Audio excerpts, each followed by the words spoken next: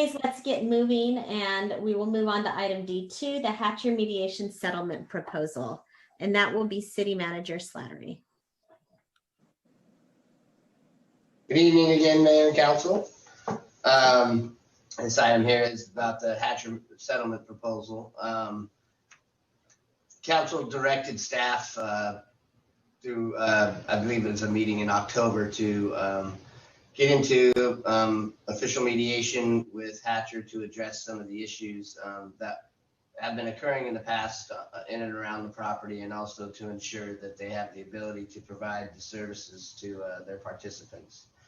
So on November 6th, city staff, representatives of HACHR, and a representative of Open Door Health Clinic met with Northern California Mediation Services and went through a mediation process. At the mediation, representing the city was myself, Chief Watson, and then representing HACHR was Sarah Allen, as well as Tia Baratel. And I hope I didn't butcher that, Tia. I apologize if I did. And then representing Open Door Health Clinic was Tori Starr, their CEO. The process went well. Staff feels as though that there was a good back and forth and a healthy discussion, not only in our efforts to address some of the issues in the neighborhood, but also in ensuring that HACHR can still provide the services to the participants that they serve. So what resulted in the mediation was that initially, HACHR had agreed to put up fencing around their property as soon as this proposal is accepted. We've had concurrence from the Open Door Health Clinic that they would be funding that fencing pending the decision this evening. They've also applied for funding to hire a monitor on site to monitor the property and the surrounding area. That is also pending this decision tonight. Once those are in place, the city will look into going through a CEQA process in order to update our ordinance and incorporate some of these other provisions that are on there. One of them would be to perform all your syringe services programs on a mobile only basis. That would leave the brick and mortar to provide the other services, but the services related to the exchange of syringe services program would be done on a mobile basis. The city has already contacted a consultant and is receiving a scope to go through the CEQA process and analyze what the updated ordinance would look like. The city also has agreed to work with HACHR and are currently looking at different grant programs that would be able to be used to purchase a vehicle for them to provide these services. And, staff is pretty confident that that can happen in a short time frame. Once after January of 2021, HACHR has agreed to provide quarterly reports that currently in the ordinance is just a report to the city manager, but they've agreed to provide a report in open session to council about their program and all of the services that provide and the statistics that result from it. So what happened after the mediation is Executive Director Allen took the proposal to the HACHR board for consideration. They approved the proposal with a minor amendment, and that minor amendment is to make sure that on an every 6-month basis that there's a report provided by HACHR about how the program is working out under its new guidelines, and then also a report by the city on how's it working out for some of the issues that we were experiencing in the past and currently for the services they're provided in and around the neighborhood there. So with that, I also, with us here tonight is Executive Director Allen. They would like to provide a little report, and then after that report, we'll be available to answer any questions that council may have. So take it away, Sarah. Thanks, Miles. Hello, all. I'm really mostly here just to answer any questions you might have for me. I would like to say that I would like to clarify that the monitor position is to be on site during open hours, and that monitor is going to be specifically engaged with our population to make sure that all protocols are being taken seriously, including COVID protocols, as well as all the other agreements that people have to take on when they begin working with us. Because our population does sign an agreement when they begin receiving services from HACHR. So making sure that all of those agreements and protocols are being taken into account and handled responsibly.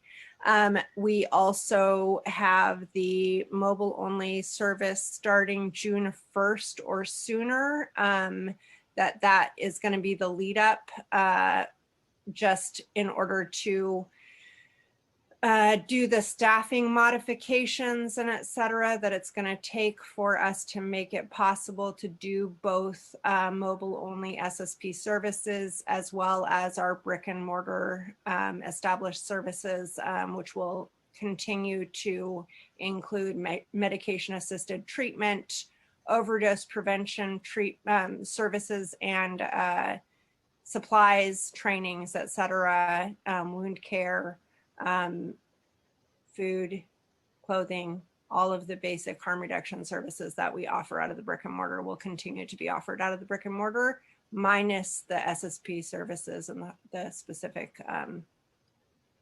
syringe exchange program will be mobile only. But everything else will continue to be furnished at the 3rd Street location. And then also, I have a meeting scheduled, I believe, with Jeff tomorrow talking about the grant process for procuring the vehicle, which is one of the roadblocks to getting the mobile only underway.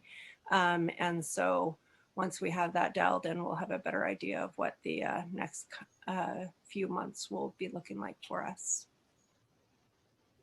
Thank you. Does anybody have any questions?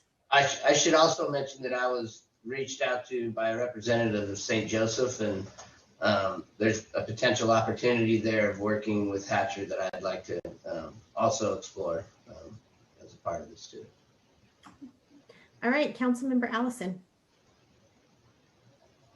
I don't mean for this question to sound inflammatory to anyone who responds, but why did it take so many years and a course of mediation for Open Door to provide funding for a fence when, to me, that seems like a proactive solution? I mean, I can respond with what I know to be that, one, we have not been given feedback from the city council necessarily that a fence was required or desired even. This has been an ongoing conversation. It's been a conversation at HACHR for many years. We also are operating on a shoestring budget as always. And so when we fund something, we're not funding something else. So that's how this works in nonprofit land. We get funding for a thing, and that in many cases takes funding away from something else. Thank you. Does anybody else have any questions for Executive Director Allen? Councilmember Burgell. Thanks for being here. I'm curious, when you said that you, from the 3rd Street site, that you would be giving out supplies, what does that mean? I was specifically speaking of harm reduction supplies. So, I mean, I'm sorry, overdose prevention supplies. So basically Narcan, naloxone, yeah. And then also wound care supplies, socks and underwear, canned food, snack bars. Sure. So not pipes? No. None of that kind of stuff. Okay. That will all be on the vehicle. Okay. And then I personally had talked to Jessica about a fence in the past, but I'm just curious, do you know what a timeline would be to get that fence up and running? I have spoken with Open Door, and they have agreed to start the process of making that fence happen as soon as everyone has actually agreed to the agreement. Okay. And then this might be a question for City Manager Slattery, or perhaps you. So I see that June 1st will be the mobile date. So two questions with that. So does that mean that it'll be business as usual until June 1st? As of right now, that was the intent, unless council should make a decision elsewise. The other thing I should mention is that City Attorney Black may want to, after reviewing this, make some minor adjustments, and I don't know if he has any comments on that. And I'd like to add that the reason for that lead time is that HACHR needs to figure out staffing protocols, and it's going to be a pretty major transition for us to be staffing two different locations basically on all of the days that we do certain services, which is 4 days a week right now, and we've been talking about expanding to a 5th day. And so we are going to need to figure out how we are going to staff the two locations. We're potentially going to have to do more fundraising and grant writing to procure more staff. And so it's not something, the lead time was something I requested because we need that lead time in order to make the transition as smooth and painless as possible. All right. Councilmember Messner. Okay, so I have 3 questions. One is I wanted to verify with City Manager Slattery that the funding for the mobile unit would not be coming from the city. You would just be helping them make the bridge to the funds through grants. Is that correct? Yes, the timing right now is actually pretty good for that because we were looking at something similar for the Uplift program. And so partnering would most likely make the grant application more competitive. And we need to find out some parameters first. And as Lassar said, they're going to be Jeff Davis, the program coordinator for Uplift, is going to be meeting to discuss how to make that more competitive. Okay. And then second, why the SSP would not be suspended until the mobile unit is up and running? So it was my understanding that it was council's direction that we did not want to stop these services if we didn't have something in place. Now that's a decision for council, but ever since we found out that the authorization was not approved in Eureka, we didn't stop it then. So if that's something council would like to change, then that can be discussed. Okay, it was just part of the questions that I've been receiving. And then also the third thing is what attempts to include neighborhood partners in the mediation, what they were and why the neighborhood was not included in the mediation. So I reached out to three different members of the group that I had met with at a meeting with Councilmember Bigel. 2 of them did not respond and did not want to participate. One of them did participate, and the intent was to have that person involved in the mediation. Approximately 2 days before the mediation, we received a cease and desist from a lawyer representing that group, and the mediator that we were with had contact with that lawyer, and the lawyer made it clear that whatever that representative said, it wouldn't be representative of what the neighborhood group wanted. And so the mediator made his professional decision that that person should not be involved in the mediation. Okay, thank you for addressing those questions. Any other questions? City Manager Slattery, and also in terms of inviting neighbors, there were quite a few folks outside of that original group that you tried to engage as well. Yes. Yeah, I wanted people to know it was a broader range. Yeah, we tried to reach out to businesses in the area, county representatives, a lot of different people. Mayor Seaman, Yes. Councilmember Burgell lost connectivity, and so she is now on my cell phone. And she would like to say something. Okay. Go ahead, Councilmember Burgell. Trying to get there. Apologize. I did have another question and I didn't hear the answer to my last one.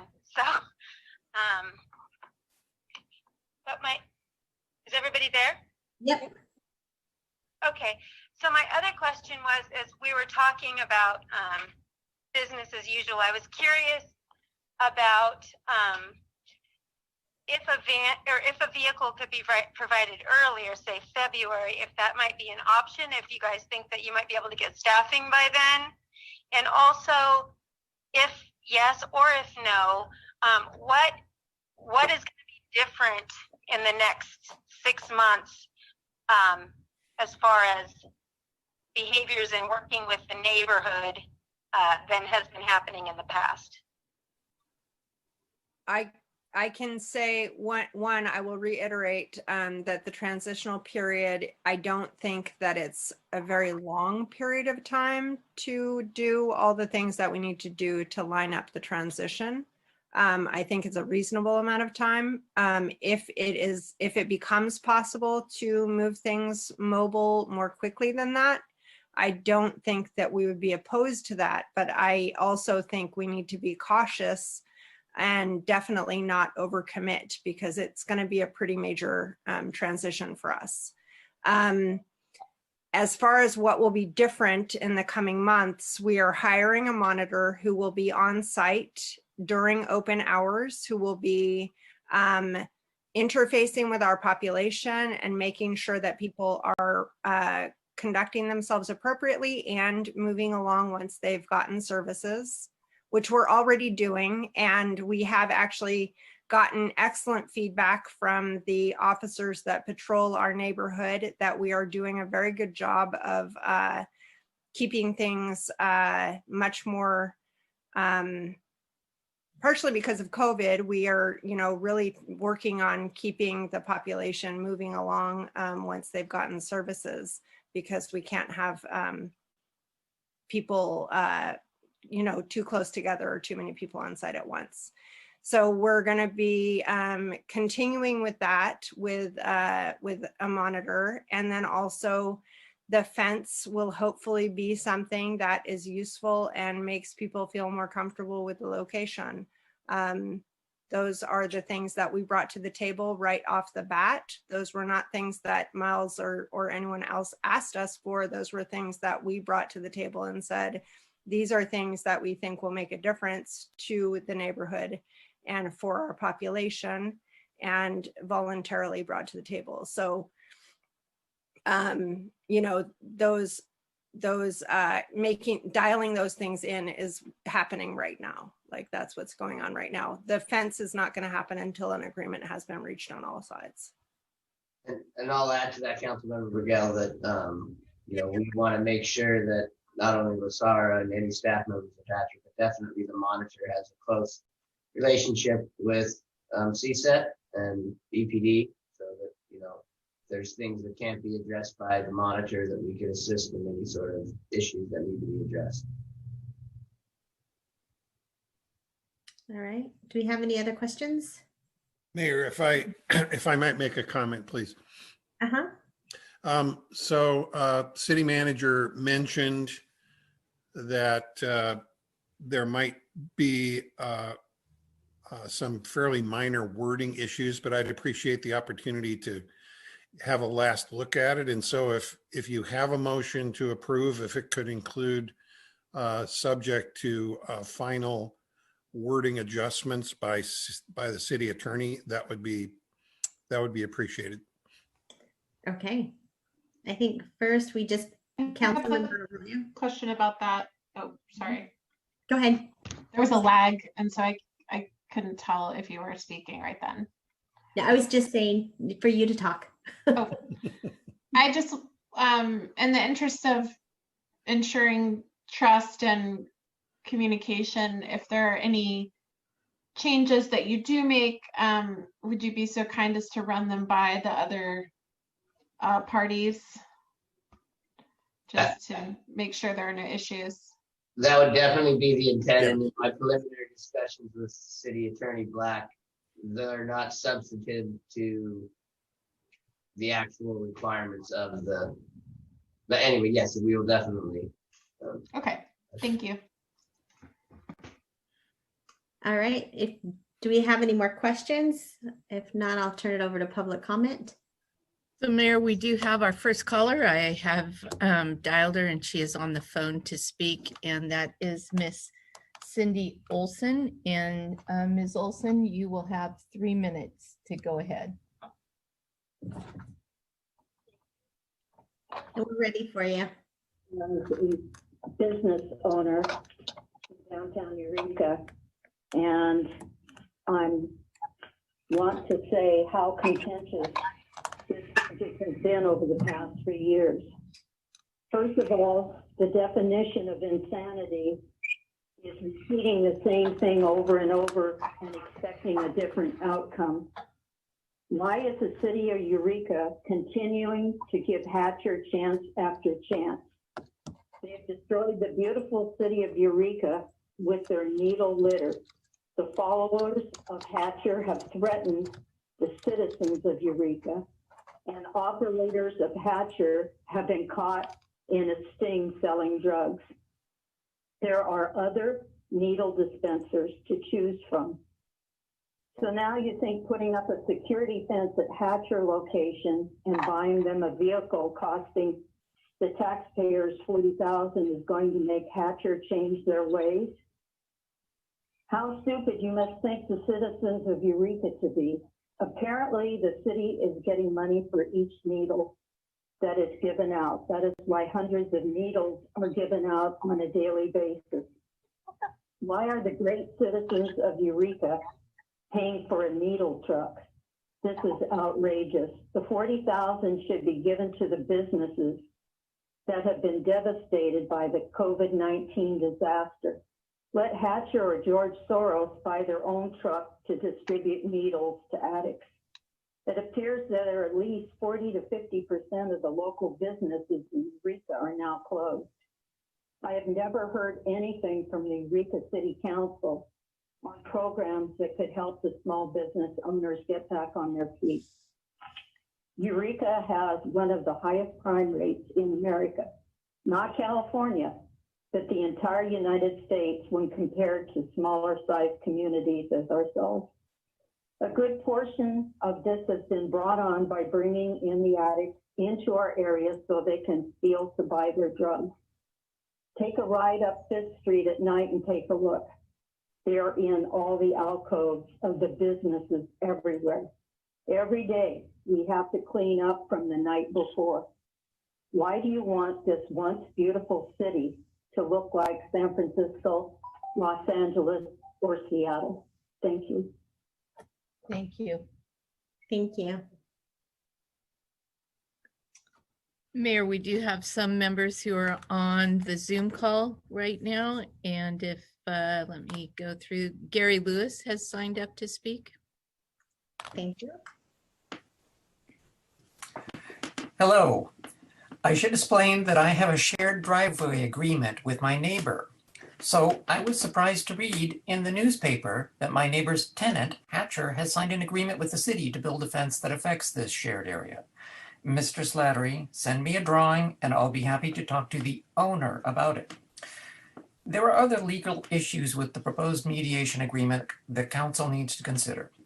It illegally contracts away the city's legislative authority to regulate SEP programs in the future. While the city is committed to adopt new SEP regulations that will effectively manage and control future SEP operations to minimize damage to the environment and the public safety, this agreement attempts to limit the city's legislative authority to regulations that would have to allow HACHR's continued operations consistent with this agreement. An agreement of this nature that limits and controls the legislative authority of the city council is illegal and void. For example, what if the new city council decides it doesn't like mobile SEP operations and wants to ban them? This agreement illegally attempts to bind the hands of the council to allow future mobile SEP services in and around the city as a part of any future regulations they may adopt. Otherwise, the city is in violation of this agreement. Now, I'm sorry to say that this agreement reflects the incompetence, even if innocent, of the city in two critical areas. First, the management of SEPs, and second, the legal requirements of CEQA. Under this agreement, the city is blundering forward with a commitment to allow HACHR to pursue specified future operations without any knowledge or control of the consequences, and making a major discretionary decision that impacts the environment without any prior CEQA review. This is a blatant violation of state law. The city council should step back from this agreement, and before making any commitments to any SEP program, the city should get competent advice from consultants, experts, and attorneys that will advise you on how to best and competently and legally pursue a brand new SEP program that the city has never actually engaged in before. Any approval of an agreement of any kind with HACHR should be done by the new incoming council and not the old one. It's the new council that will have to deal with HACHR in the future and the consequences of allowing HACHR to further degrade the environment and health and safety of the city of Eureka. Now, you may feel that we're working against you, but in fact, our efforts have helped give you all the cards when negotiating with HACHR. They have no authority to operate. You could have asked them to sign any agreement or be shut down. All operations moved away from residential neighborhoods, one-to-one exchange, nothing. And instead of a 24-hour security guard, we are left with what sounds like a hall monitor for a local elementary school. You can do better. Thank you. Thank you. Mayor, our next speaker is Judy Souza. Thank you.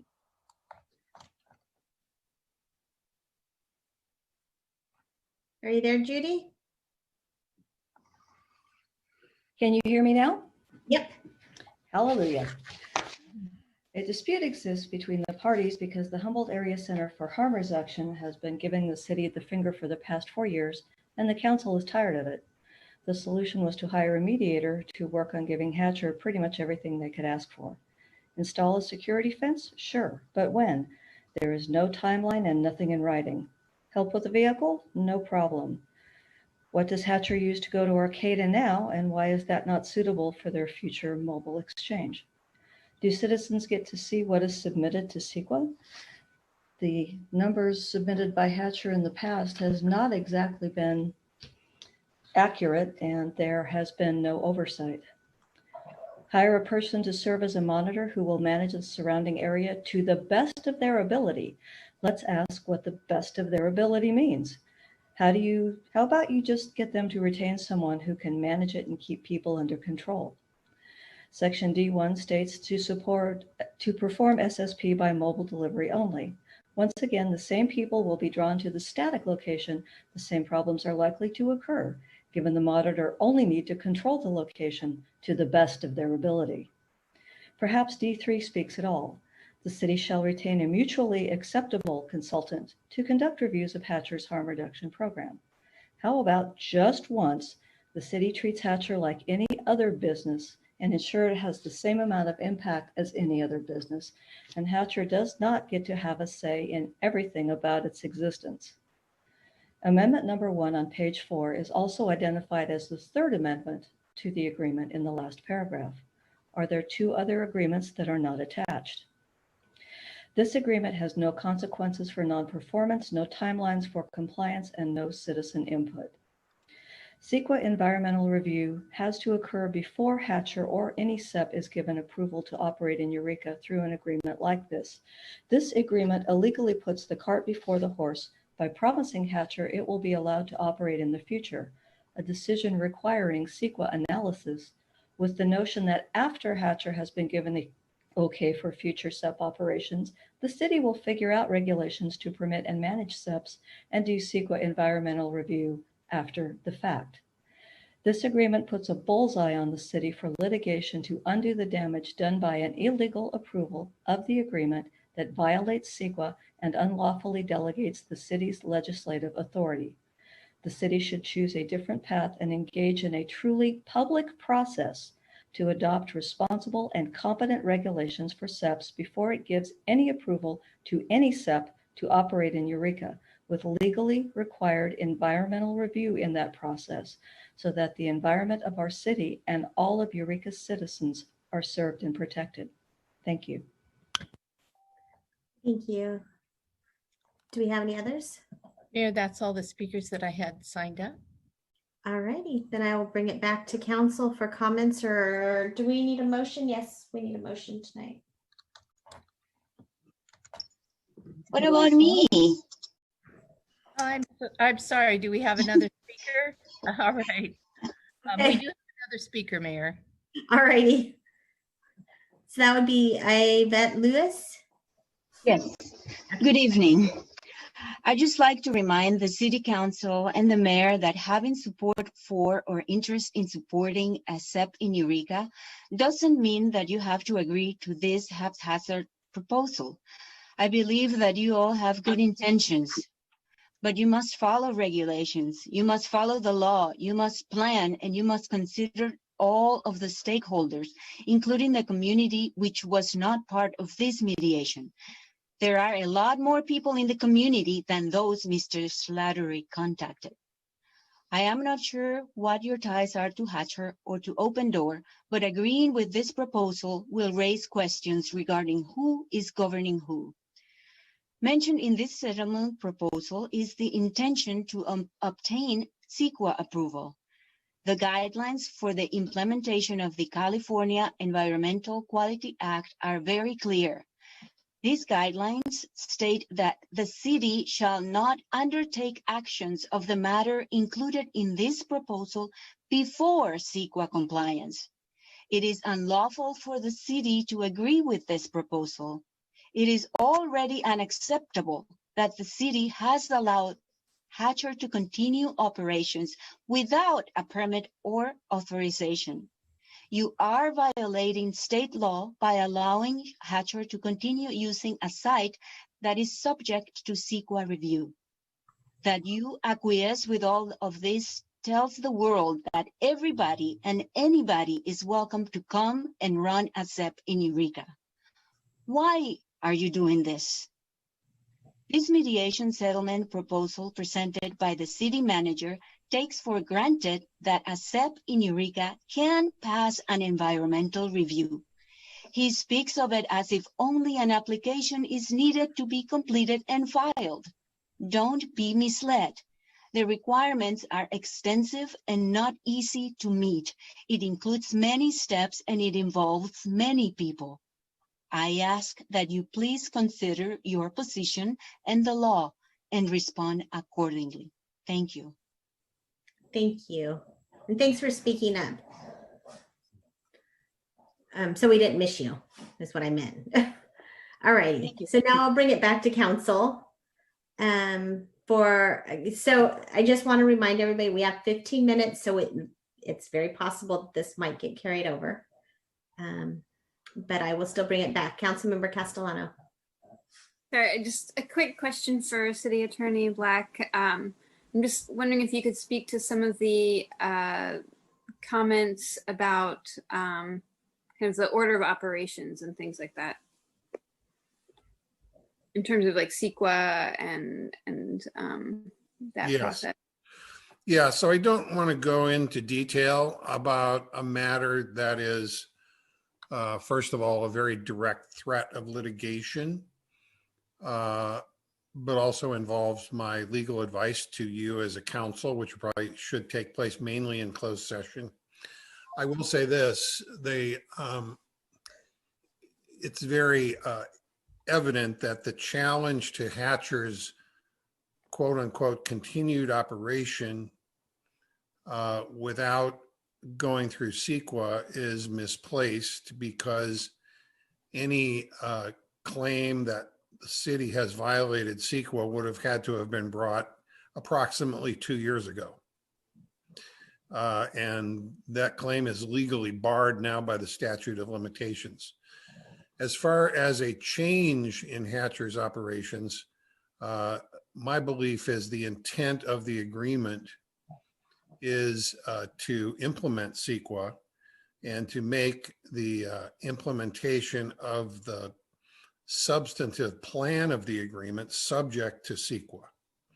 And it's being construed that this is a binding commitment of the city to approve a particular approach.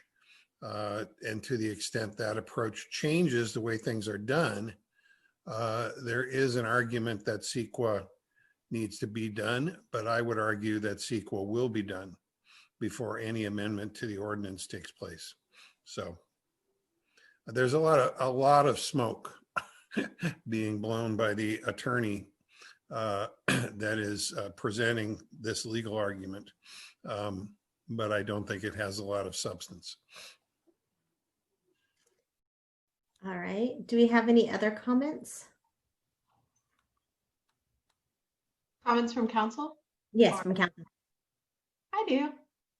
Oh, good. Then council member Arroyo and then Messner. I just wanted to add that as someone who's familiar with the CEQA side of doing the environmental review, and granted not for this specific type of operation, but as someone who's done lots of CEQA work, lots of planning efforts happen that do not, planning and collaboration work happens that does not trigger CEQA in the way that the concerns are being brought up. So I have confidence that this approach is a good one. That's all I wanted to add. Thank you. Any other comments? Councilmember Messner and then Councilmember Burgell.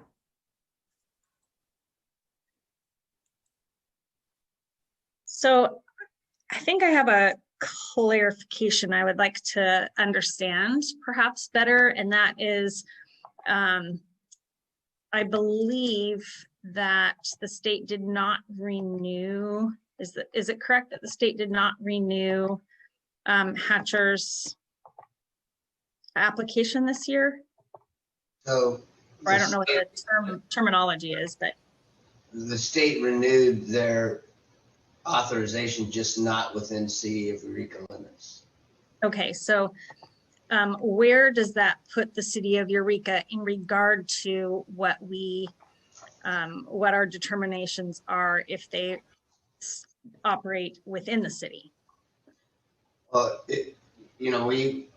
HACHR was operating within the city prior to them getting authorization in the first place. We approved a resolution back in 2016 that helped get them funding, and they were operating for the most part at a different location for over 2 years prior to getting that authorization. So, and City Attorney Black can correct me if I'm wrong, but there's no requirement for us to authorize them to perform set services in the city. We did pass an ordinance in 2018 that the city attorney referred to, and that regulates SEPs in the city, but it wasn't specific to HACHR. Is because the state did not, because it did not include the City of Eureka, does that mean that the city has full control as stated in regard to what happens within the city with a SEP? Yes, it does, but we would have to go through processes in order to to put the framework together for that control. Okay. So let's say we wanted to ban SEPs in the city. We'd have to go through a process of an ordinance, or if we wanted to allow SEPs in other areas that's not currently in our ordinance now, we would need to amend that ordinance and make those changes. And so in regard to some of the things that have come forward, we could have a lot more say in how that occurs and how that happens. For instance, offense, things couldn't happen without that process being in place, which, by the way, we actually have talked about offense for a number of years since I've been on council. So this is not the first mention of it, for sure. So I was just curious if those are the kinds of things that should be being looked at in regard to how we agreement, that it would be very intentional about all of these things for the. Yes, and I think that when it comes back, I think even going through the CEQA process, there's going to need to be some back and forth with HACHR, so that, there may be mitigation measures that need to be implemented that we need to make sure that those are in place, depending on what the findings were for CEQA. If it's a mitigated neg deck, what are the mitigation measures that we need to do in order to comply with CEQA? If it's an environmental impact report, what are the measures that we have to do in order to, depending on what the level is, we're going to have to come up with those things. And then once those are figured out, we can incorporate those into the ordinance. Okay, I just wanted to clarify that, because I think before we were very much told that there was not much option. Our hands were kind of tied, but at this juncture, from what I'm hearing right now, is it's the opposite of that. We actually have really full control at what we want done within the city. We definitely do. And I think we need to make sure that in doing that, the services that are provided are still able to be provided for those people that are benefiting from it. But yes. Okay. Thank you for that clarification. Any other comments? Councilmember Burgell. I'm back. Hi. So I still have concerns about the business as usual, the distribution in the interim period. I still am not clear about how things will be different. I understand, that there's going to be a fence going to be put up, and that we're going to move towards mobile SEPs, and that there is the potential for you to, or for HACHR to get a vehicle earlier, potentially, depending on staffing, that they will have a monitor that hopefully will be working with CSET and the police, which I appreciate, and I appreciate that they're working well with the police. But I have concerns about the community at large in that neighborhood. Currently, I got a call today from a woman who was just in tears and just tired of it, just tired of having to live this way all the time. This is a person that's lived there for a while and has lived there with the homeless population. In fact, has good relationships with them. And this is a different crowd. And so I'm, probably both and. But I guess I need some clarification more about how is it going to be different, and how are we going to know it's going to be different? I mean, I'm sure the neighbors will be calling, but what else? That's kind of where I'm at with it. I'm undecided. I am in support of the fence and the monitor and the reporting and the mobile SEP. It's the interim part that I'm struggling with. And so if I could get some sort of clarification on how that's going to be different for that community that lives over there in the interim, I would love to hear it. Well, we're hoping that those measures in place will address a lot of those issues. I think that the reporting is going to be a good venue to figure those things out. We did increase the frequency of reporting and made it in an open public city council meeting. So when these are scheduled, they'll be publicly noticed. When HACHR provides reports, we'll partner with them on putting those reports together for council. And at that point in time, concerns can be brought up about the services provided or the issues that are raised by the neighborhood. It's very similar to the camping ordinance, that this ordinance, can be amended, things can change. And as we get these reports back and they're founded and we determine that there are issues, whether it's to the services or to the adjacent neighborhood, we can make those adjustments to the proposal. I would also like to say that, it would probably be in our best interest to make sure that we go through CEQA before we have them go to those mobile services. I'm hoping that that'll happen, in a short time frame, but we won't know that until we get the project description out to the consultant and have them analyze it. So we'll have a better idea of when that can happen. So I understand all of that, City Manager Slattery, but I guess what I want to know is what is going to be different in their practice, with the way that they're doing business today, because January 1st is still a ways away. And how are we going to ensure that these things are going to be taking place through the next 6 months? Because I'm not hearing that. And as you said, Director Slattery, that this is a lot like the camping ordinance in that we have to look at the whole community as well as the individual business. And, I think that we've been remiss in doing that. I know that I have on different occasions, and I think it's time that we really have an opportunity to make some changes in this next 6 months. So I'm just curious. I just would love to hear how it's going to be different. So other than those, go ahead, Miles.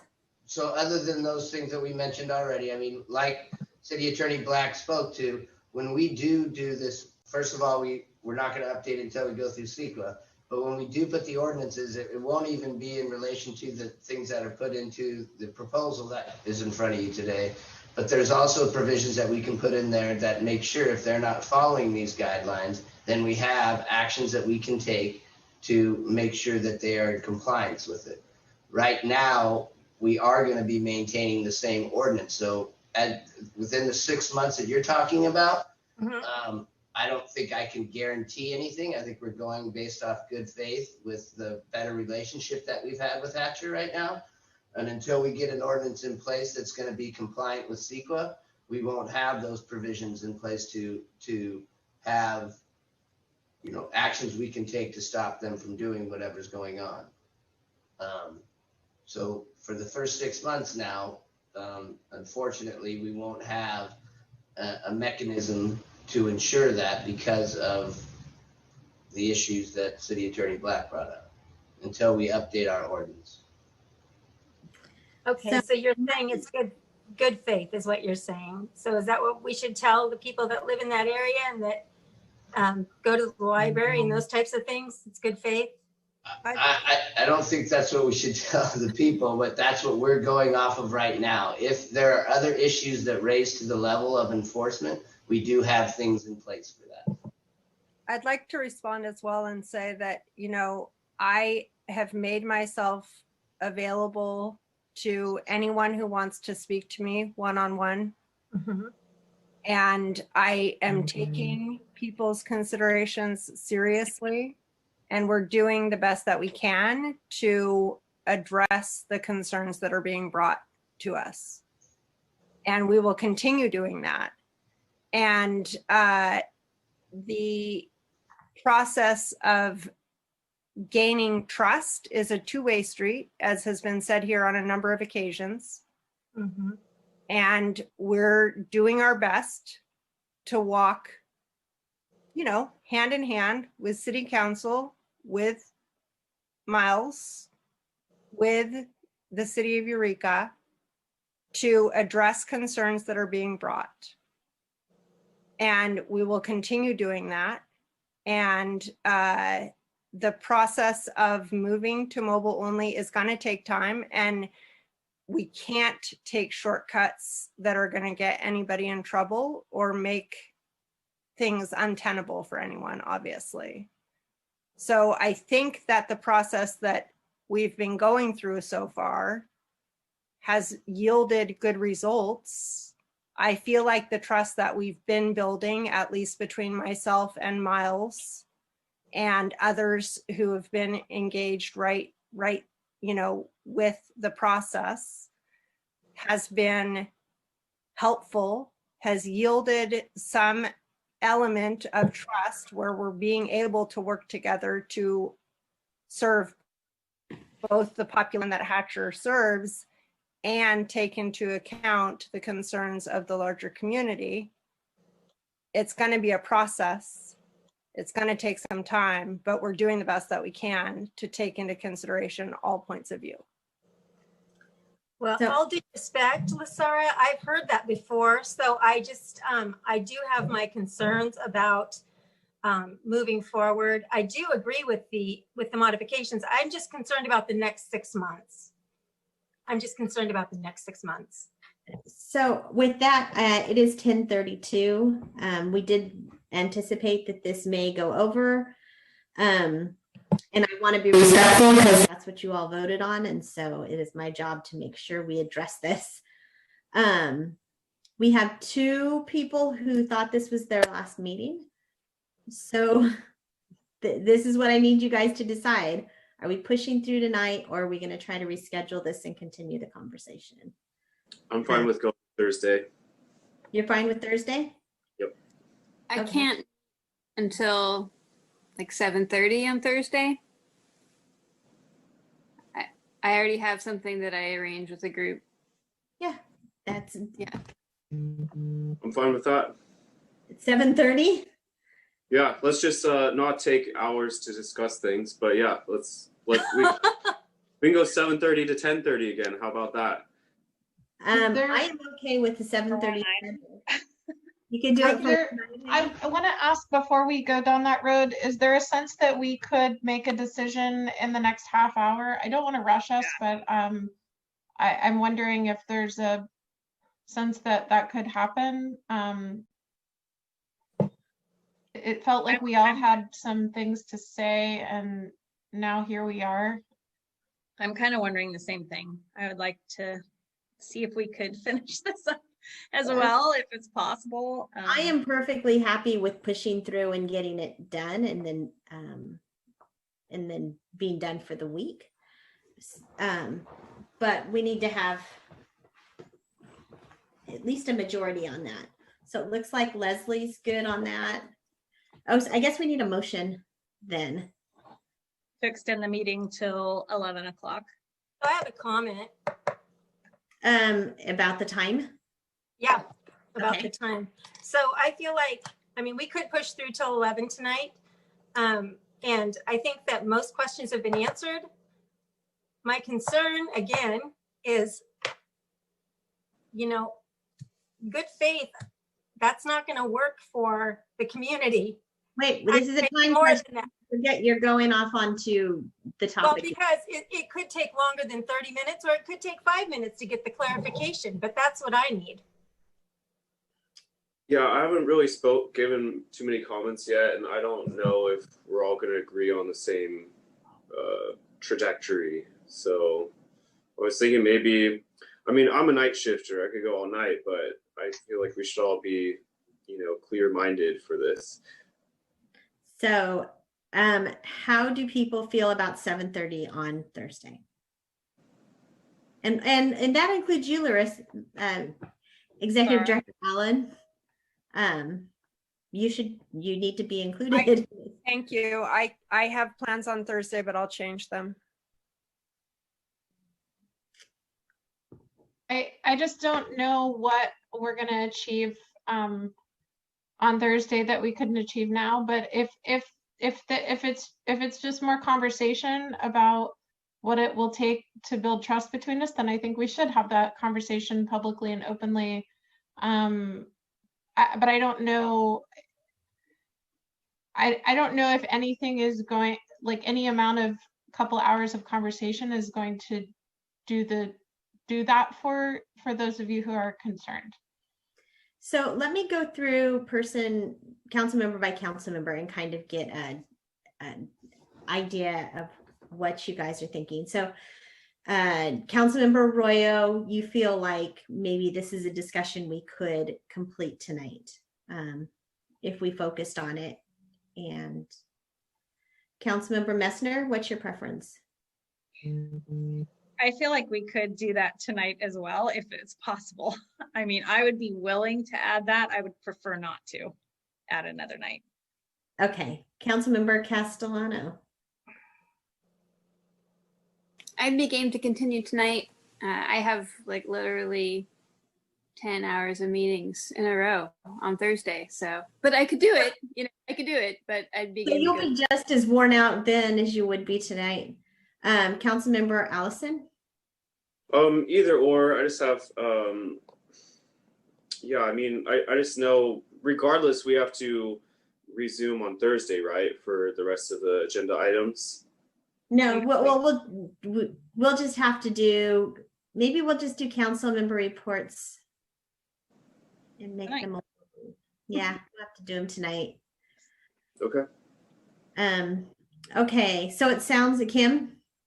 So I would say that right now, today, I'm willing to accept the, whatever it is, the agreement. But I am not willing to accept them doing the SEPS program the next 6 months without any, I'm just not clear on that. I just can't see that changing. Okay. So I could say something. I just want to be clear, Councilmember Brigel. There is nothing that we can do right now to force that to happen. There's nothing that we could do to update the ordinance, to put the provisions in place that gives us the tools to stop them from doing anything. So we could allow them to do everything else at their site except for the syringe exchange. We would have to update our ordinance in order to do that and make it binding for them to be forced to do that. Other than them saying that we agree to that and we'll do that, while they could say that, we have nothing in place that would ensure that they're doing that. That's not a decision that I'm empowered to make without board input. So at this point, I'm just going to say we're moving forward because now we've moved on to the conversation and we never finished that. We need to have somebody extend this because that's move extension till 11. Yeah. Okay, that's only 20 minutes. Okay, Heidi. Second, Natalie, and second, please. Yes. Yes. So Councilman Castellano. Aye. Messner. Aye. Arroyo. Aye. Allison. Sure. Yes. Brigel. Till when? 11:30? You said 11, which is 20 minutes. Oh, I think we should extend it longer, but okay, 11's fine. Unanimous yes vote, motion carries. Okay. So, Councilmember Messner. So I guess I'm a little confused by what you just said, City Manager Slattery, because I thought that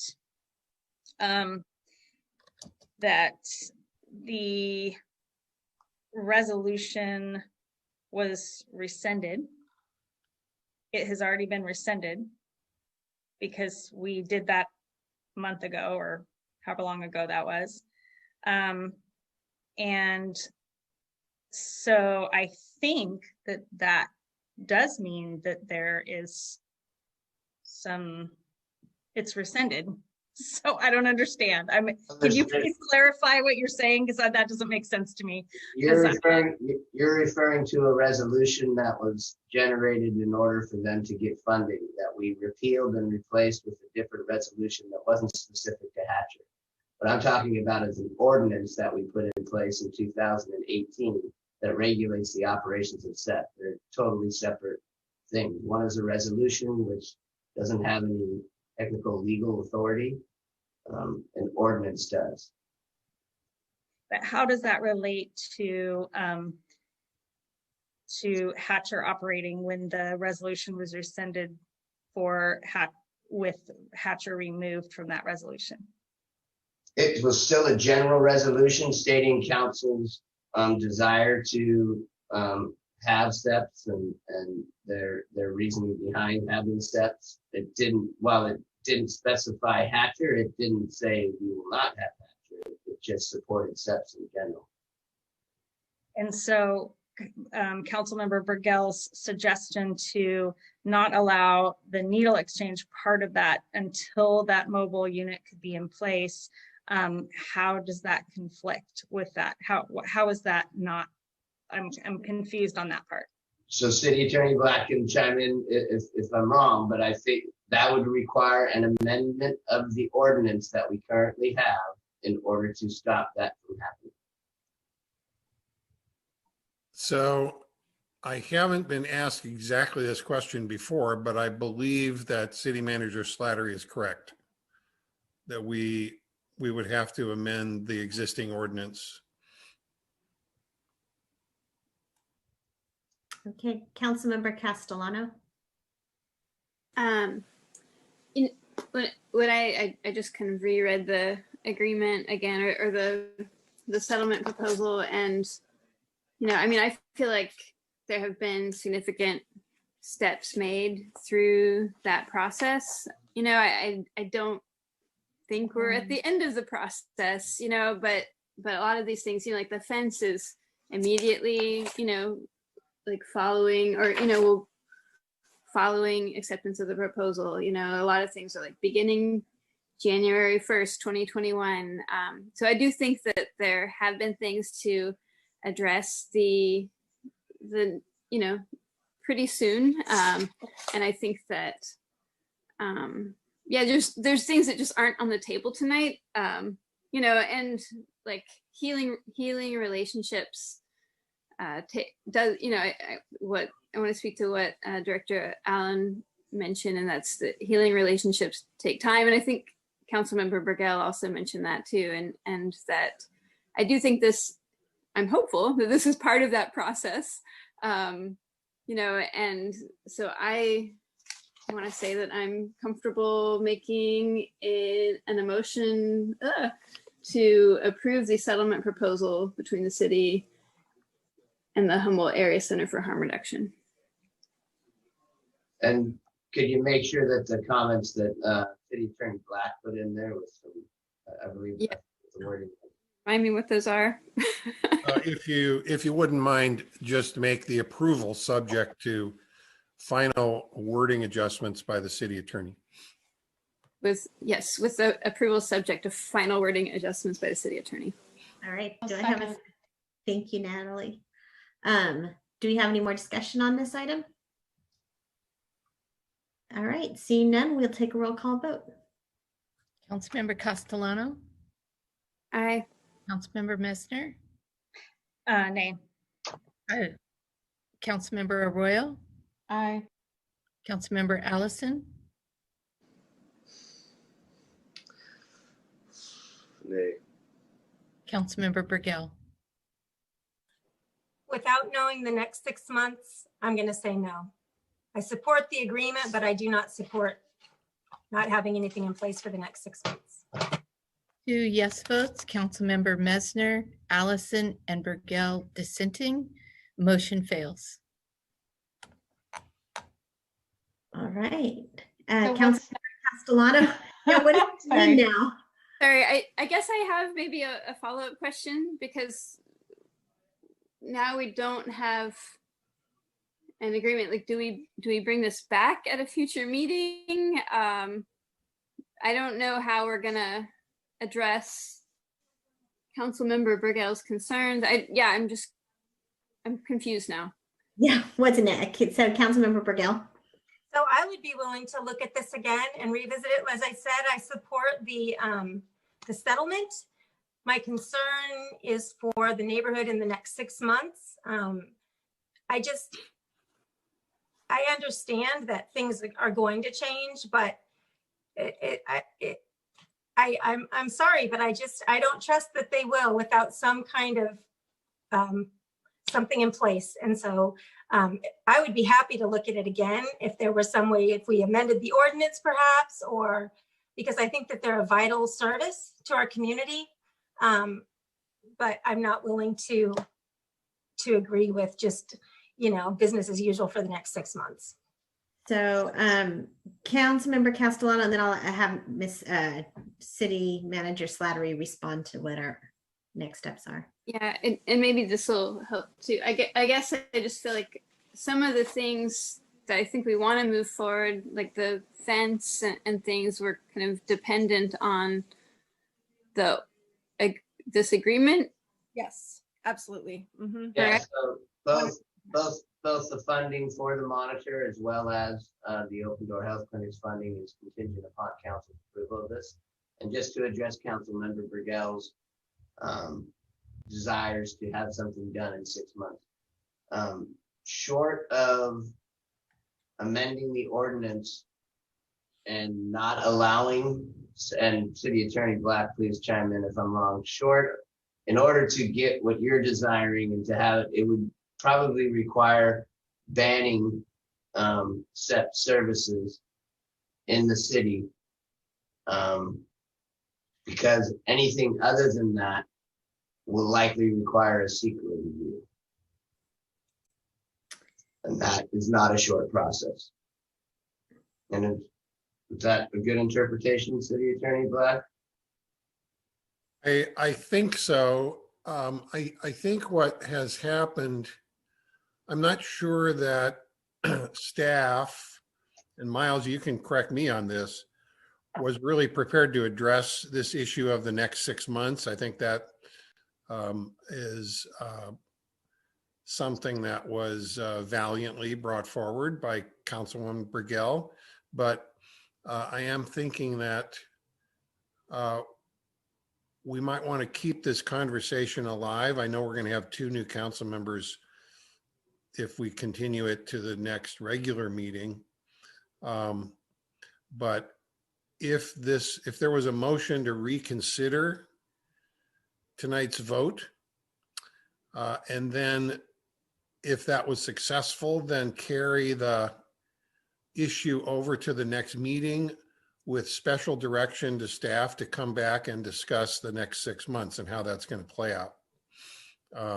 And maybe we can kind of fill the gap that was left here unaddressed. So, Councilmember Messner. So the reason I dissented is because this,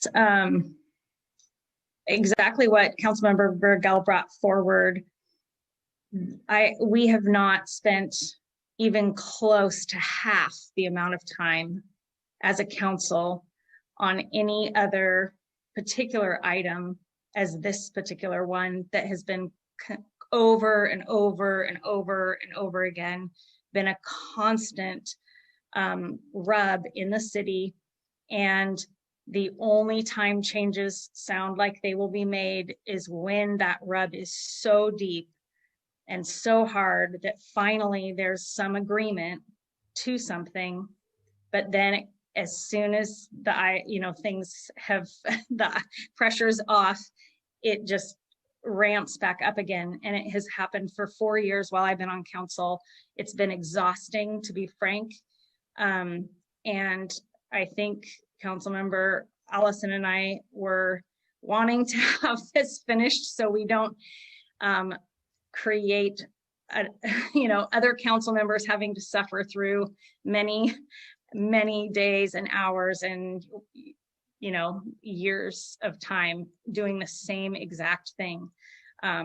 It's frankly been really tough, and it needs to change. It needs to change. And I don't know how that can happen. I don't think a fence is going to fix that.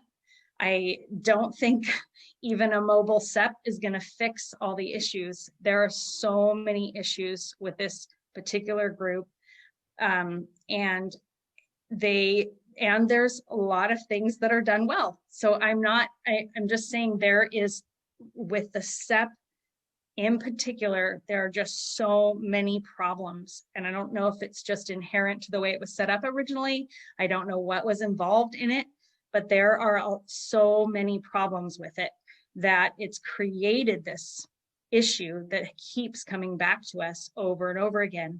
And it's the first time since I've been on council that we actually have the ability to make change, because our hands were tied before with the state. And that's why I asked the question of City Manager Slattery, because our hands were tied, and that is not true any longer. And so we need to be diligent and vigilant in how we address this for our city.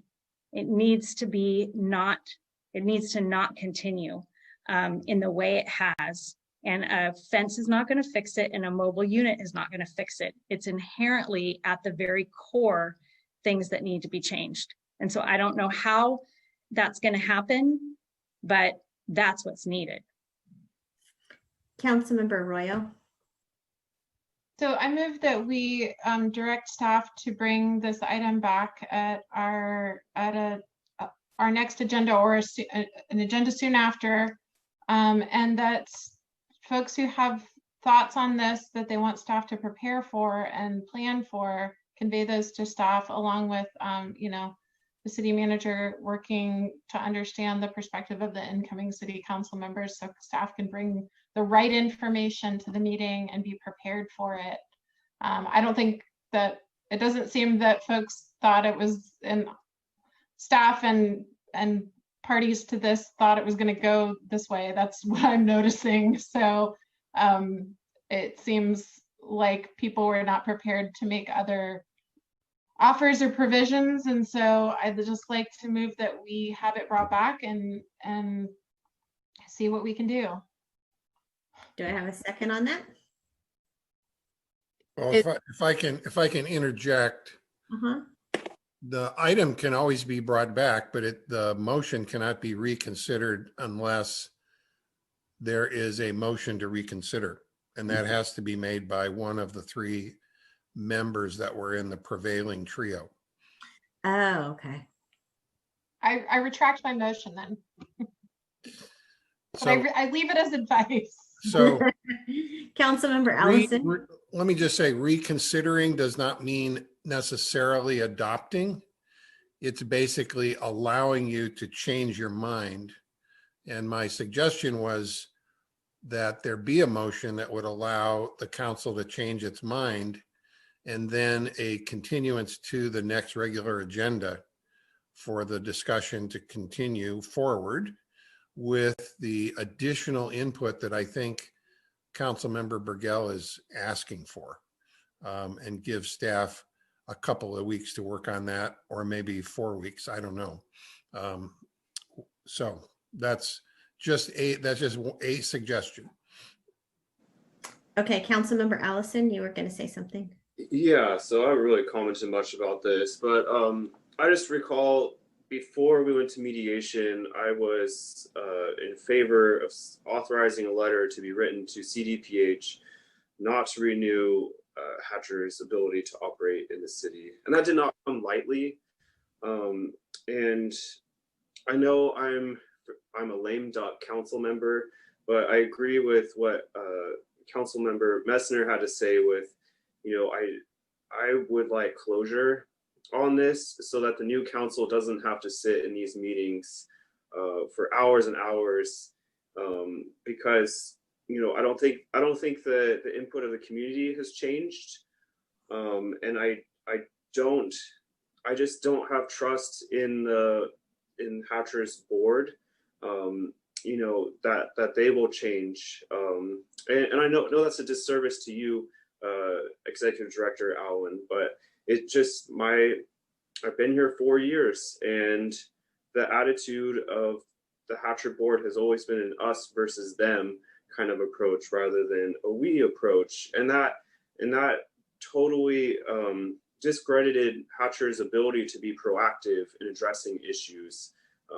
such as, why hasn't there been a fence? Why hasn't there been a monitor when there's constantly been issues? So I agree with Councilmember Burgell when saying, there's trust issues, and seeing change and seeing that things will be done differently. I don't know what there can be done to fix the communication or the trust with HACHR when sort of from the start, the original director sort of brandished all kinds of divisiveness in the community, sort of creating that us versus them attitude that I think really hurt the ability for HACHR to operate professionally and work with community members who had concerns. So whether I have a motion to reconsider, I don't know how I feel about that when I've already felt done for some time. But like I said, two of us are lame duck council members. So I think perhaps I will leave it up to Councilmember Burgell to decide if she wants to reconsider it or not. But I'm sitting out. Actually, so Councilmember Burgell, I do want to hear what you have to say, but Councilmember Castellano had her hand up first. I defer to Councilmember Burgell at this moment. Thank you. So you could go ahead. So I'm curious, if we don't reconsider the motion, can we bring it forward and amend the current ordinance and then have this conversation? So it depends on what you want to amend in the ordinance. If we're doing anything that tries to regulate how and when and where, what they do as far as a certain services program, that would be a long process, and we would have to go through CEQA in order to, comply with that. If it was to come back and say, we want to eliminate syringe service programs, I think that we could do that and bring back a draft ordinance that does that and not have to comply with CEQA.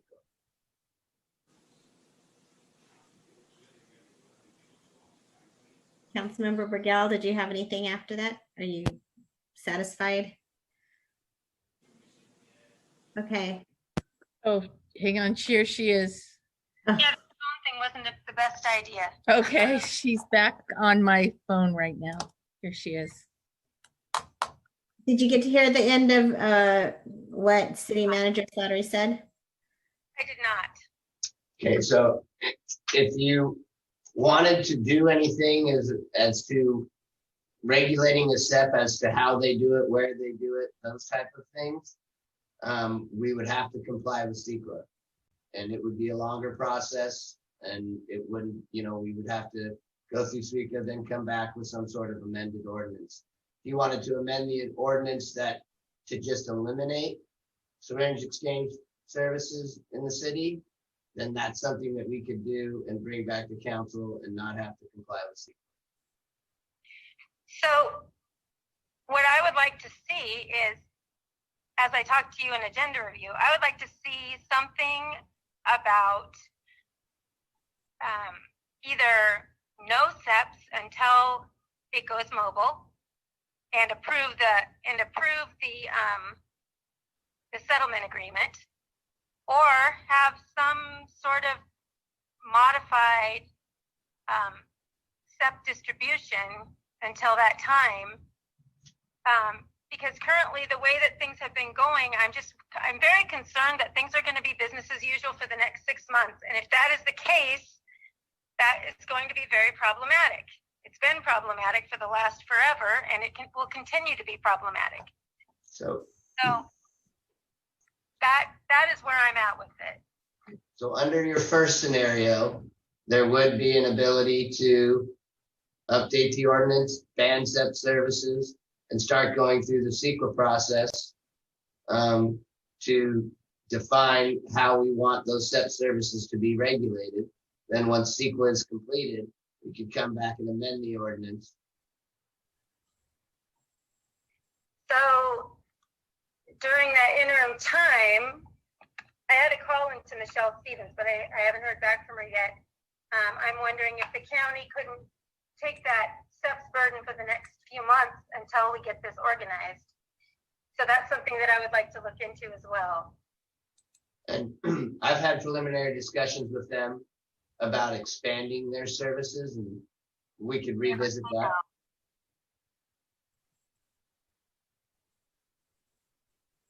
Okay, so It's 11. I don't know what. it is 11. I think that where we are at this point is that this part has failed.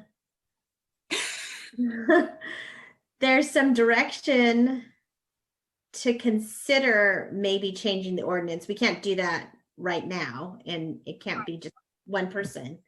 So, are we then suggesting that we come back at another meeting to discuss this process of dropping no SEP services until we can go through the process of doing it the way we think? Is that what you're proposing? If there's no other way. Okay. Councilmember. To provide accountability for the next 6 months, then yes, that is what I'm proposing. Councilmember Castellano. I just have a quick question. Could someone at the next regularly scheduled council meeting ask for this to be brought forward again? Or is that not possible? So the approval of this settlement agreement has now failed on a 3-2 vote. Someone who voted among the three needs to be the moving party if this is going to be reconsidered. If something in the subject matter can always be brought back. If there's something entirely different, that could be brought back. But this agreement is now dead in terms of the council's ability to consider it,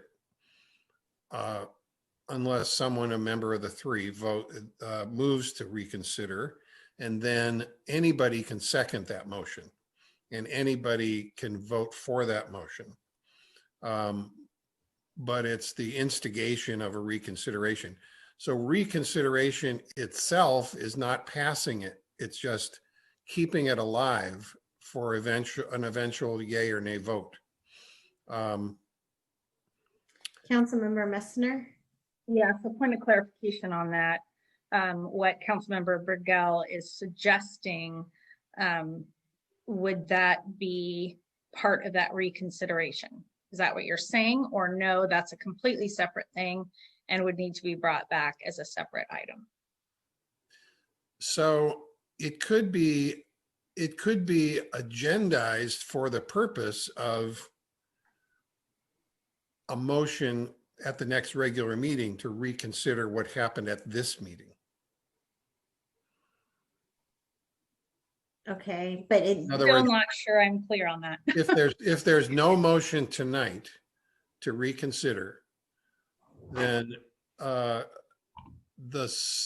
subject of HACHR and this agreement, mediation agreement, could be brought back for the purpose of to see whether somebody has changed their mind in the interim. And that boils down to Kim, because you guys are not going to be here. I think. I'm not sure exactly when the swearing in takes place, but it is possible for the next meeting for Kim to be able to say she wants that she can open this up to reconsider it.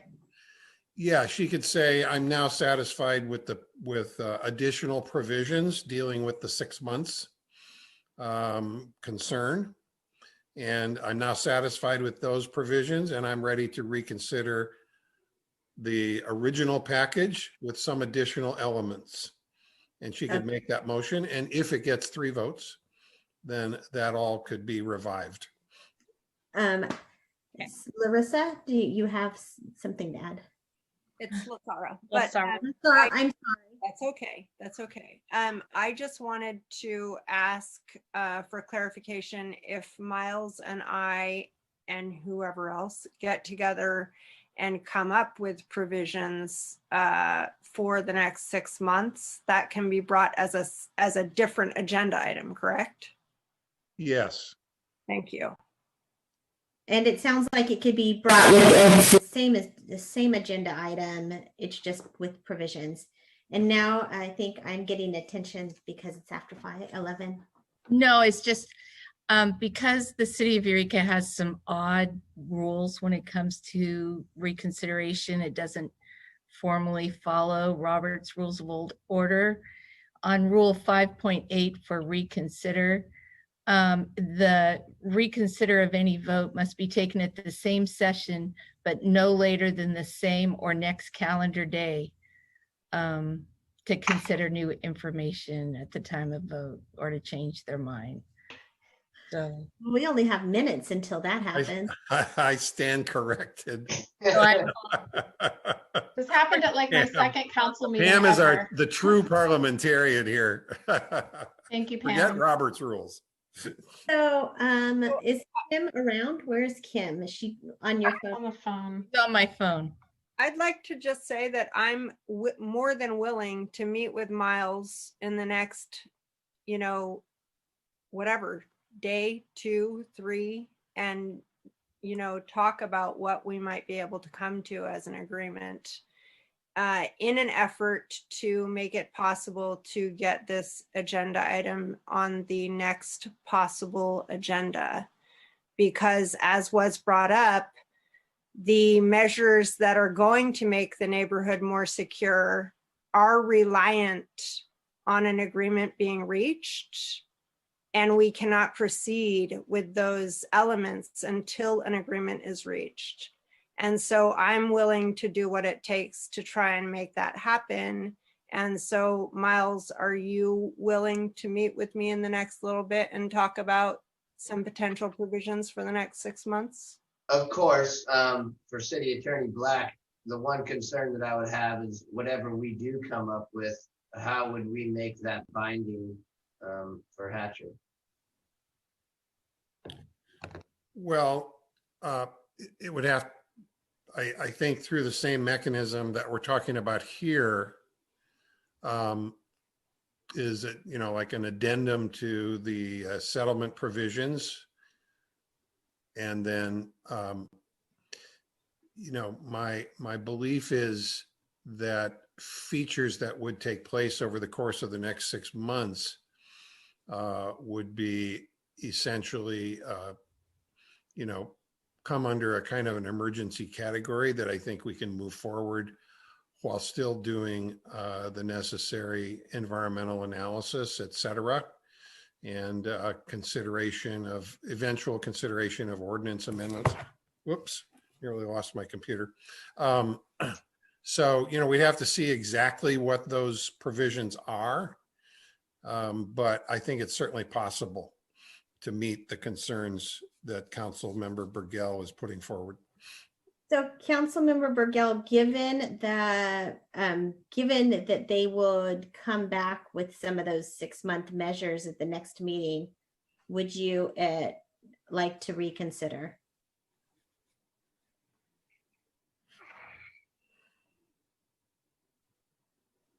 I don't know. I don't know.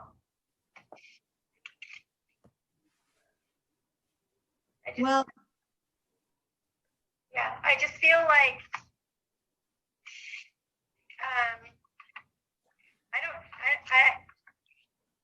so do I have to reconsider tonight because I would like to see the proposal? Yes. It has to be tonight. That's what Pam was saying. Okay. Well, Actually, she said within the next day, so that means tomorrow by midnight, I think. I do have an well, I do have an interesting rule 5.6, which is suspend the rules. Any council member may move to suspend the rules if necessary to accomplish a matter that would otherwise violate the rules. The motion requires a second and a majority vote is required for passage. So would someone someone be willing then to make that motion, or can I make it to waive the rules so that we can do reconsideration the next meeting, so I can have more information. If that is, if we, so I can make a more well-informed decision. How's that? So I'm just clarifying, isn't reconsideration I mean, all you're doing is voting to reconsider it, so you have all of that time. Yeah, but I just don't know that I'm willing to do that. I mean, I think that my leaning is to say no. That's my leaning, and to bring it forward in a different way at a different time, because I've been watching over time the way things don't change, and I'm happy to see that Lasara, you seem like you are doing a great job in communication and willingness to work with people, and that's wonderful, and I appreciate that. But that hasn't been the case with the board, and that hasn't been the case with other people that have worked there. And so I have concerns, and I would rather have some time to look into my own ideas about what I would like to see changed over the next 6 months as well. So so I would like some time to make that decision. I don't want to make that decision at 11:15 at night, feeling pressured by everybody to do either way. Does that make sense? Okay, so it sounds like we don't have that ability to move forward with the no. So could we continue this meeting to Thursday? Because like I said, I had trepidations about us finishing this tonight. Do you want to do that, Kim? I'm fine with that. So point of clarification, can we then change the rules at any time per provision 5.6? Any of us can just say, we'd like to change the rules. And then we do that. I think that's what it means. Great, love it. So Remember that- basically, the rule doesn't exist. We could bring it back through a 2-step process if we wanted to. But the intent of that rule is that somebody who dissented actually means to bring it back, which includes all 3 of you. Somebody who dissented wants us to consider the topic again with new information or whatever. That is the intent of that rule. So if we vote to destroy the rules, that's just sort of peculiar, but whatever. Well, if we want to do that and wait until the next meeting to decide about reconsideration, I'm fine with that, but I'm not going to decide at 11:15 at night. Okay, so I need a motion to do something, I think. Leslie? Sorry, I'm still trying to kind of wrap my mind around this. So obviously I can't vote to reconsider, but if someone else could vote to reconsider, could then a conversation happen between City Manager Slattery, Director Allen, and Councilmember Burgell during the period between now and when the reconsidered motion was brought forward again, let's say hypothetically Thursday? Could that be part of kind of what we leave here with, is a motion for reconsideration, and then with the possibility of some conversations happening and then bringing this forward on Thursday? Is that possible? Are you asking Kim or are you asking staff? Staff, I think, and then maybe Kim after that. If just first, if it's possible, and then second, if anyone is willing, who has the capacity. Well, what Pam taught us is that in order to, there are 2 ways to go. One is somebody who voted against the motion can move to reconsider. If that passes and it needs 3 votes, then the matter could be continued to a future date, whether it be Thursday or the next regular meeting, or another special meeting, but Thursday or a regular meeting. And then it could be revoted at that time with new information in hand regarding how to handle the next 6 months. So I think there are the other solution is this rule 5.6, is it, that says you can suspend the rules to allow a motion to reconsider to be made at a future meeting, not later than 4 weeks, 2 meetings from now, something like that, or just at the next meeting or on Thursday. So there are 2 ways to go. Anybody could make the last motion to suspend the rules. Okay, so I just want to clarify then for Kim, if she wanted to relook at this. I forgot what the word was already. If you want to do it on Thursday, you'll have this council. And if you want to do it at the next meeting, it would be the next council.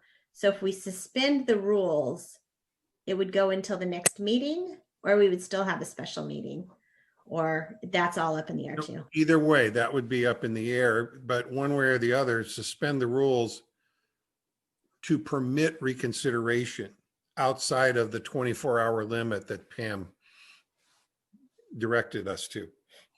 Okay, so those are our 2 options. Either Kim does it or somebody else votes to suspend the rules. So does anybody want to make any motions for anything? Did you already try to do this, Natalie, to suspend it? You started to, I think. No? Okay. I was pointing out that, I mean, it's really just like against the intent of, I hear that the 3 folks who voted against it are not necessarily interested in bringing it back. So I'm a little loath to make that motion without our new council members and hearing their perspectives, essentially. I mean, the new council could say, hey, we would like to hear that thing again, or one of us could say it. I just, I'm unprepared for this scenario, as we probably all are. At 11. We did invest in hiring a mediator, and all agreed to do this process of mediation, and now find that there is a gap in what we found, what we came up with, that the parties are saying they're willing to try to problem solve around. And I find myself pretty frustrated, but not blaming anyone individually, just frustrated by the situation we're in, where we've expended resources and gone down a path in good faith that we are now not sure how to continue. It feels like a frustrating thing, given that there were some things that I think we all wanted, namely some of those elements of the agreement. We wanted those to move forward quickly. So I'm hopeful that one of the folks who made the proposal will actually want to bring it back, or excuse me, that voted against it would want to bring it back. Councilmember Allison. Yeah, so I guess maybe I could think about what Councilmember Burgell issue and my issue with the mediation was that sort of what was decided was a bit out of our control. Like we requested some guidelines, and I just personally feel like there's not enough teeth with the lack of trust to trust that these things are going to happen, or the in between. So I think we should probably all try and sleep on this. I know we're all tired and resume Thursday, but that's just me. I don't know how else we feel about that. How can I make that motion? Thursday's fine, but we can't do anything on Thursday until we have a motion. So I'll make a motion to suspend. Yes. So I'll make a motion to suspend the thing and make a motion to resume this meeting for Thursday at 19:30. Thursday at 7:30. Yes. For us, normal people. analog people. So could I ask Councilwoman Allison a question? it's your intent to suspend the rule that provides that you can only reconsider a motion at the same meeting or within 24 hours? You want to suspend that? Yes, and so that we can continue this conversation and reconsider on Thursday. Okay. When we're all more bright-eyed. And Pam, specifically, what's the number of the limitation? I'm going in to get it right now if I didn't close it out. I think it's 5.8 and Oh, I thought it was 1.6, so maybe it is 8. There it is. It is rule number 5.6. So I am doing the motion is motion to enact rule number 5.6 to suspend the rules of meeting conduct and to allow for reconsideration on December 3rd at 7:30 p.m. at a meeting to be continued. Perfect. Okay. We'll Do we just have a second on we'll that? just continue this. I seconded it. Anyone can second, right? Yeah. Second. All right. Do we have any more discussion, or can we have a roll call vote on this? I have one other question. Okay.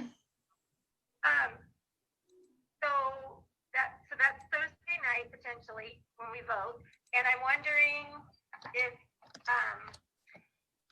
I could meet, if Lasara and Miles might have some time to meet tomorrow evening. I have to work tomorrow in the day, but if but maybe we could figure out a time to brainstorm, even if it's on Zoom. I don't know if you guys would be willing to do that, but I would be interested in that. You have availability Thursday during the day? I work until 4, and then I have a thing at 4. You know what, if I'd rather do it sooner than later. I could Zoom on my lunch hour, perhaps. Okay, I can accommodate that. What time? Tomorrow it would be at 1. Sure. I can set up a Zoom. Okay, and would you be be there too, right? Of course, yes. Of course. Okay. So then why don't you send, I'd be really happy to kind of have some time to talk about this stuff with you two and figure some things out. So before Thursday. So yeah, thank you. Okay, so we have a motion and a second. Any other discussion? If not, let's have a vote on moving on the rules 5.6. All right, Councilmember Castellano. Aye. Councilmember Mesner. Aye. Councilmember Arroyo. Aye. Councilmember Allison. Aye. Councilmember Burgell. Yes. Unanimous right. vote, motion carries. Well, we just don't want to get rid of you guys, Austin and Heidi. We'll see you all on Thursday. Okay. Thank you for your patience tonight. And Lasara, thank you for being willing to work with us and show up again on Thursday. And we'll see you guys. I will adjourn the meeting now for this. And one question though, do we want, if we're going to have a meeting on Thursday, do we want to try to bring the budget back? Sure. Okay. So if you can, Lane is here. Are you available, Lane, on Thursday night to do a budget report? I think he may have left his computer up. Oh, okay. Anyways, you can ask him. And with that, I will adjourn the meeting. Thank you guys for all of your work tonight. This was a struggle, but You all look so tired.